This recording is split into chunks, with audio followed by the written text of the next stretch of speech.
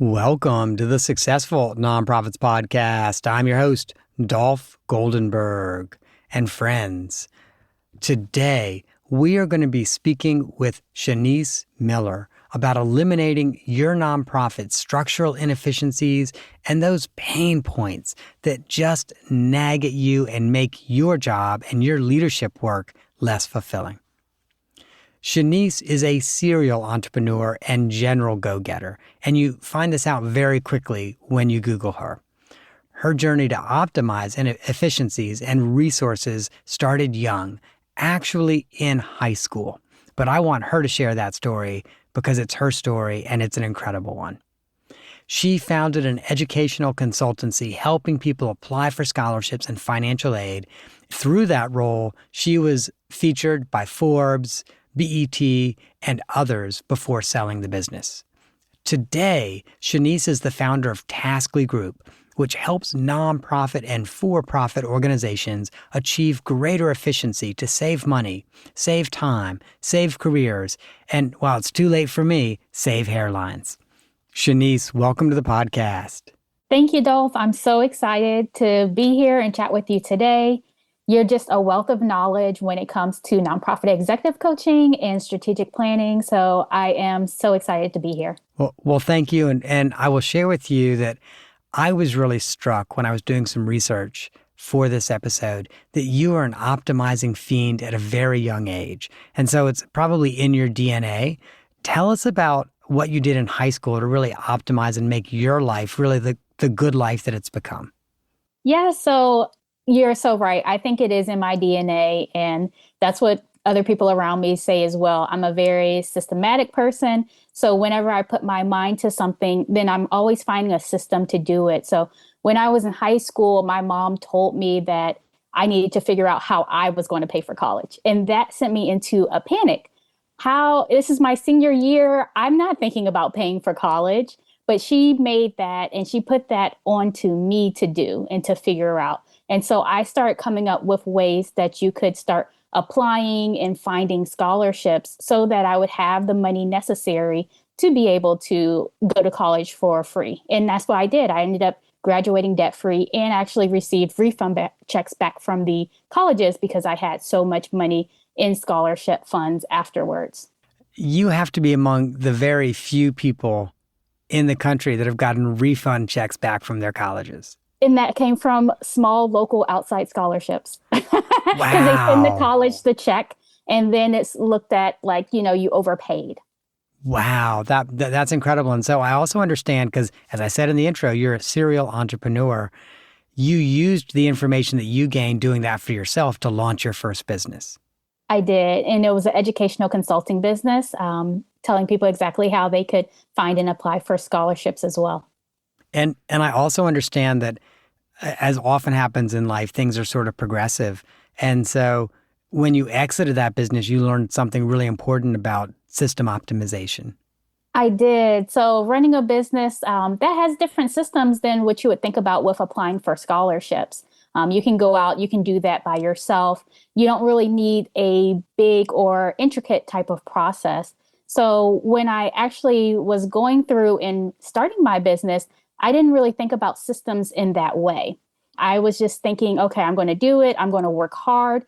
And I found myself working hard and having my best month ever in my business and finding out I was so exhausted. I was so overwhelmed. And I was wondering, how was I going to keep this up the next month and the month after that? And that just exhaustion, being overworked, feeling like it was just too much. I was doing everything by myself. That made me want to sell the business. And that's what I ended up doing, was selling the business so that I could exit out of it and maybe try something else later on. And so this might be a little bit of the off-the-map question, although we're not at the point to get there. Did you do anything after selling the business, but before jumping into another job or starting another business? Of course, I had to research. I went back and I did a little bit of work doing my backgrounds in project management. So I did some project management work and tried other things as well. But I definitely saw that systems was my strong point. And after selling the business, realizing that I got a lowball offer, wondering why I got that lowball offer, Researching other businesses that were getting really good offers, I saw that those businesses had systems in place that made it just easy for another owner to take over that business that I didn't have in place. And it's so interesting because I think, most nonprofits start off a lot like small businesses where they don't have systems in place. They don't have like, okay, we're going to do A and then B and then C, or we're going to automate this task. While nonprofits don't really get sold the same way small businesses do, it does impact the value those nonprofits can provide to their constituents, to their funders, and to their community. That's so correct. That is so right. And I mean, when we all get into business, we're not thinking of the end in mind. We're always thinking short term. I need to get people who are going to, donors. I need to get clients, whatever it is that you're needing to get that moment. And you're just trying to do whatever it takes to get to that. Mm-hmm. So what are some of those pain points that are the result of structural inefficiencies that you often see in nonprofits? So I will say the biggest thing that I hear some nonprofits say that I work with is that you're going to pick it up as you go, or it's all in your head. And to me, that means that my processes, my systems, they're not written down. They're not fleshed out. I don't have systems in place. So that's really a really, really huge one, to just not have systems, to not have anything really fleshed out, really written on paper. I actually worked with one nonprofit, and they wanted their volunteers to help with creating a cookbook to gift to donors as a fundraising effort. And they said the software to add the graphics and the text, it was very simple to use, and you would just have to copy and paste for the most part. So it seems pretty simple and straightforward, but when you don't have a system, then you miss critical and crucial steps that make you end up doing more work in the long haul. So they provided the volunteers with Excel spreadsheets that had the recipes, the ingredients, the templates for the graphics and the software. And even though this was a simple task, the processes weren't written down, so those steps were forgotten, like making sure that our format was correct, that we were all using the same fonts and the same colors so that the cookbook would be simple to put together all in one instead of someone having to go back in and review everything. The other thing that was really missed was the process for telling the person who's going to compile everything together that we're finished with uploading the recipes into the template. So the person who was assigned to that task, they're going around asking everyone, we've already, submitted those recipes, and they're like having to go back in, hey, did you do this? Did you not do this? So it was a really interesting type of thing where I realized that you're spending more time, more energy just asking around instead of having those systems in place, having that process where someone can reach out and tell you this is exactly what you would do afterwards. So it's all those steps put into one so that everyone's on the same page, no one's confused, no one's frustrated. And you can easily overcome this system pain point by doing a process that I call process mapping. So let's talk about process mapping. What is it? So process mapping is actually something that we cover more in depth in my 3 steps to automate and scale your nonprofit mini training. I'll tell you exactly how you can get that later on, but it's really when you list out all of the steps in the task from start to completion, and you're ensuring that steps aren't missed and that your time is used most efficiently. And so when you're finished the process mapping system, you can save this as a checklist. You can upload it into a software and make sure that none of the steps are missed. Got it. And so I'll share with you, I'm a huge fan of checklists. Oh my gosh. And I often use them in my everyday life, but I also use them in onboarding. So a new person starts and I've kind of got a checklist. And I'm like, all right, when you do this, there are 8 things you're going to do. And we're going to go through the checklist. And this is your checklist now. You can use this checklist and you'll know you've done all 8. In that way that everyone had the same experience from you. Everyone, you didn't forget anything. You didn't have any errors. You're not asking someone at the last minute, oh yeah, can you send me this as well? You have everything all together in one place and you are ready to go. And if you're not there, someone else, your assistant, can step in and ask for those same things as well. Yeah. And I'll share with you, it's funny, I do a lot of interim executive director work. And oftentimes I will find myself in a place as an interim executive director. There's some things I pay a lot of attention to. And so, for example, payment requests, I pay a lot of attention to because a lot of nonprofits are not really doing their due diligence on their internal payment request systems. Especially in my first couple months, I will often find myself sending back payment requests to supervisors going, okay, this is not quite right. You need to do X, you need to do Y, you need to do Z. And one of the things that I learned is, okay, what I should probably do is pretty early on provide a training, but then also give people a checklist. And essentially it's like, these are the 8 top reasons why I send a payment request back. So please look at this checklist and make sure all 8 are met. So that way you'll save yourself time and you'll save me time. Yes, and that's exactly what we do. That's exactly what I help people with because, like you said, those checklists are so essential so the person who's doing that job doesn't miss anything. And you're getting all the information that you need to do your job the best to your ability to make that big impact. Same with when we upload it into a system or a software or platform. We're doing that same thing. We're kind of like writing down the checklist, making sure people are checking off those things and doing more automations with that. Mm-hmm. So one of the other things that I've started to do, and I wonder if you've worked with many of your clients around this, is especially around onboarding. In this day and age where, some people might start a job and leave in a year or 18 months, I'll often show someone how to do something but make a screen recording at the same time. And then if someone else starts in 18 months, assuming the process has not changed, and sometimes it has, I'll say, first watch the screen recording. And then let me know what questions you've got. And suddenly, A, they don't have to schedule around me. And B, I don't have to be present for them to actually start. That's exactly a big topic I talk to nonprofits about, is doing that exact thing, making a video or even, a quick training tutorial. The videos don't have to be long. They can be 5 minutes, they can be 3 minutes, but you're just walking someone, showing someone the process that you're doing every day so that same person can follow it. And like you said, it cuts down on so much time. Some clients, it saved them 20 hours per week. Just so you're not having to train people on the same things that you're doing before. People are all the way up to speed. And we always go a step further too. We add in templates. So we will do email templates and we will do certain things that it's kind of like a fill in the blank so that no one has to recreate the wheel again. We already know what kind of information we want to put in emails and mailings and things like that. So let's just make it easier on everyone and just let it be a template. Let it already be there for that person to just pick up and add in the information needed. I love email templates, and Gmail's got them and Outlook's got them. The other one that I use a lot, as if it was a template, just because it's so darn easy, is I also use signatures. And so I probably have like 15 different signatures in my Outlook, and it's everything. And often it's just stuff that I often get requested for, and I kind of have an almost pat answer. And so I'll actually put the person's first name in, hey, Dolph, and then, but whatever. But then more or less just that one signature. An example I'll use is we get flooded. I mean, truly flooded with requests, unsolicited requests for people to post, to offer a guest post on our blog, and unsolicited requests from PR agents to get someone to be a guest on the podcast. And we've had very bad experiences with PR agents who get people to be guests on our podcast. But yeah. Oh yeah. You're giving me a surprise look. Oh yeah. Like PR agents, it's been our experience.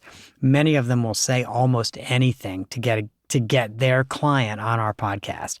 Oh. And yeah. Oh yeah. And then we end up recording a session that we had not thought we were going to record, and we actually ended up not running it. And so after that happened several times, and let me say, we've had other issues with PR agents like that. But so after that happened several times, we just put together like a signature that says, we do not accept unsolicited PR agents approaching us about guests. If the person wants to approach us individually, that's fine, and we'll work with them. But otherwise, we're not going to do it. But it's much nicer. It's like a 3-4 paragraph. It explains why. It gives them more information. But then I don't have to recreate that every time. I just clicked reply, signature, drop it in, put a hey Dolph up at the top and send it. Yes, and you have the system that works for you since you've seen that this is something that's like a pain point or this is something that's not working. And so you set up a system so that you can have something that does work and how you can eliminate things that aren't working. And now you're freeing up your time. Yeah. So that's awesome. And so are there other things? So now, help me. Are there other things that I could be automating like that? Like what are some big automation opportunities? Oh, that's such a good question. I don't know if you have employees or other people that you work with, but we do a lot of automating, like assigning tasks to people. So a lot of times, and we have recurrent tasks as well that we automate. So if we know that something's coming up every 30 days, 90 days, like maybe you have to do an outreach to a donor, then we will automate that task, assign it to someone in a due date. And so that we can see like, okay, there is a automatic due date of every 30 days or every 60 days, every 90 days that we want to talk to someone. And that person can select if it's complete or not. And if it's not complete, then it goes into this overdue dashboard. Mm-hmm. And you can see like, okay, these are the people who haven't been, we didn't reach out to them. We need to follow up with them. We need to work on donor retention, and you can easily see that just at the touch of a button, instead of having to ask around the employee, like, hey, did you do this? Which ones did you do? I know some people use an Excel spreadsheet, but this is something that's just right up and clear in your face. And then you can assign that task to somebody else as well, if, just to get it done, because that's an important task that needs to get done. You can also automate the due dates. You can automate form submissions. So a lot of times I'll see with nonprofits, they'll want people to fill out certain information. So if someone fills out that information in a form, that can be a form that's duplicated or templated, so that each person, like say if you have a new donor, you can ask them to go to a certain website, fill out this form, and then that goes directly into the task in the automation. Very cool. I do know, and I've done some of this also with Outlook, but I do know in Outlook, there's ways to do automations like that too, where, for example, if a form is filled out, your Outlook, like a Microsoft form or a Google form is filled out, your Outlook will just automatically from you send an email that's like, hey, thank you for submitting this form, and da da da da da da da da, and it looks really personal when it comes through. Yes, it can do that as well when we automate the task, but then it takes it a step further than that, because I noticed just like with email platforms and sometimes some of the non-project management platforms, it'll just say, okay, we'll send out this email as the autoresponder. That's what it's called, an automatic email. But if you're using like a project management software or tool with the automation included in there, then it can split that form into different tasks, and it can assign it to different people based on who you want that to go to. Wow. So if there's one person who's doing outreach and there's another person who's doing like maybe the HR work, it can go to two different people, and then it will tell them like, okay, go ahead and add this to our database, and you go ahead and make this phone call. Very cool. What project managing platforms would you recommend that do that type of thing? So I like using ClickUp.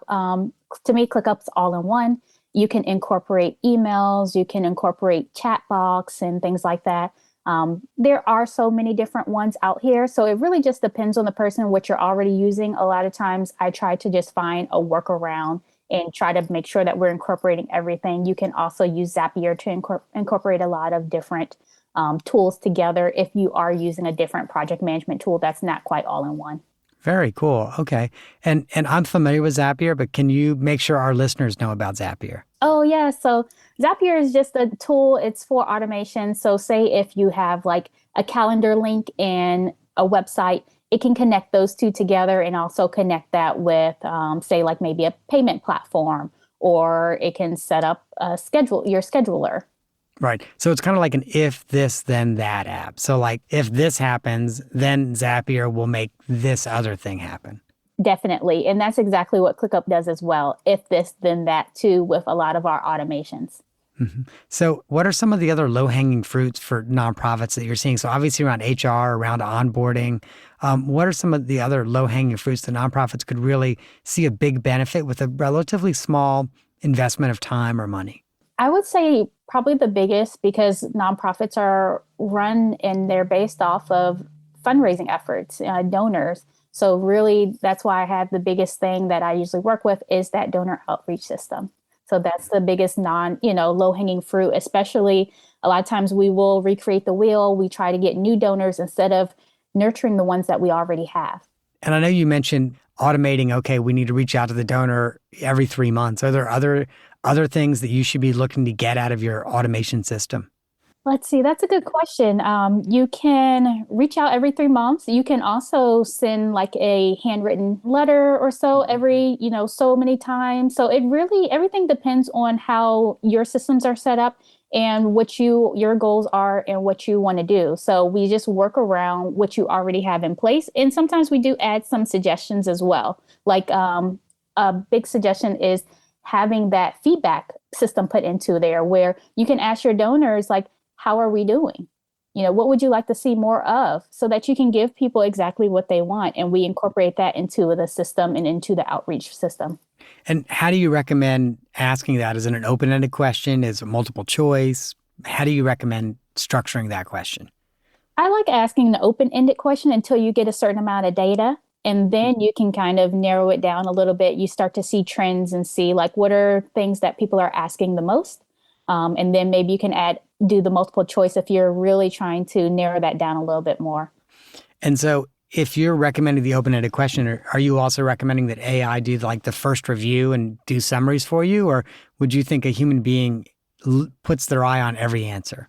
So I would say that to me, feedback is very important. Mm-hmm. So for my business, I still like to look at all the answers. Mm-hmm. And sometimes you can populate, like I said, if you do a multiple choice, then you can get that, like, you can at a glance, you can see like what's most important. But a lot of times I like to have people elaborate on that because I just want to know how I can serve people better. Got it.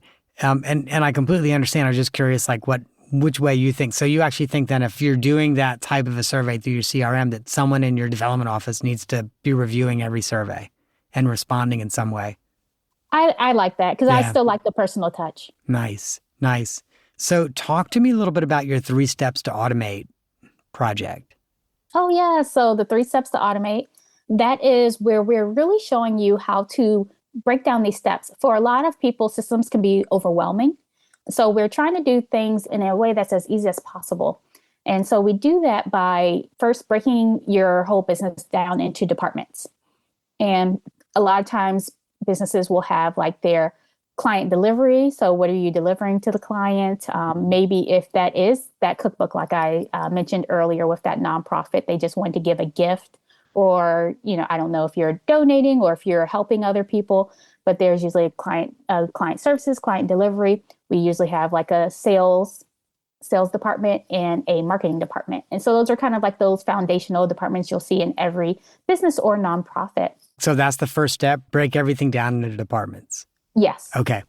And that's so that we can see exactly what needs the most help at this time with system-wise. So then when we're asking about your goals, we're asking about what kind of systems we should implement, where are you having the most problems, we'll target that department individually. Okay. So then after we discover which department we want to focus on first, because I like to take things into little bites. When you were looking at the whole thing, it can be pretty overwhelming. But those small bites really help us to focus and to get things done. So then when we have that department in mind, then we start thinking about, okay, what are our daily tasks that are needed in the department? So we're starting to map out, okay, these are big milestone tasks. So that's the second one. And then the third one is when we're starting to really map out the steps in that task, like your checklist. Mm-hmm. And then that's when we upload everything into our project management system and add the automations. Okay. So I know we've talked about some automations that are essentially like autoresponders and forwards. Are there any other types of automations that our organization should be looking at?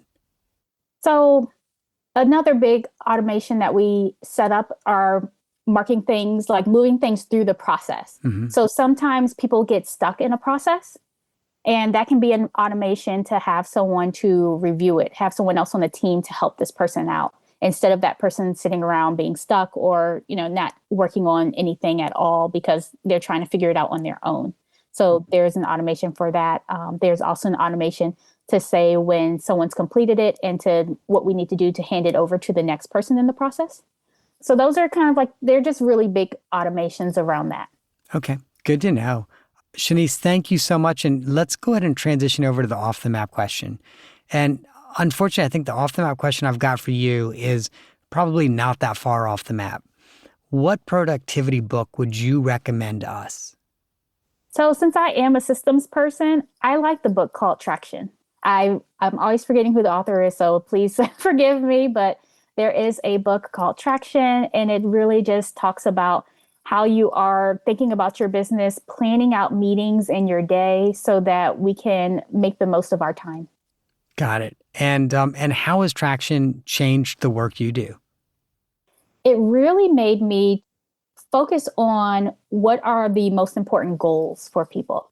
So when you're reading and you go through the book, you see like they have a big section on like, what's your vision? What is your purpose? What are your goals for the next few years? And then they have you work backwards from that. And a lot of times what I'll see with, my business and when we're working with other people, we have so many great ideas of things we want to try.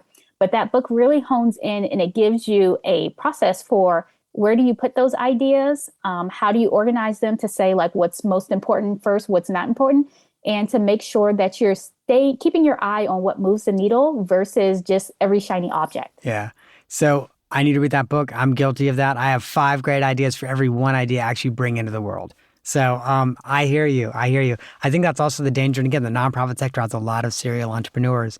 I think that's the danger of being very entrepreneurial as well. You're always like, oh my gosh, it's such a great idea.